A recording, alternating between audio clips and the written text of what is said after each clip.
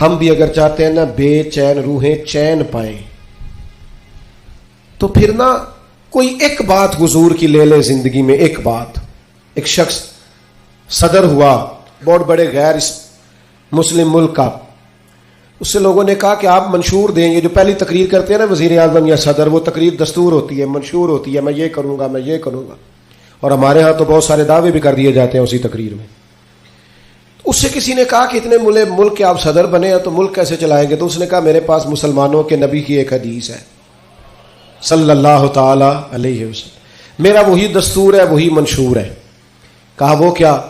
تو بڑی عام روایت ہم سب کو آتی ہے, نبی پاک علیہ السلام نے فرمایا مومن وہ ہے جو اپنے لیے پسند کرے وہی اپنے بھائی کے لیے بھی پسند کرے.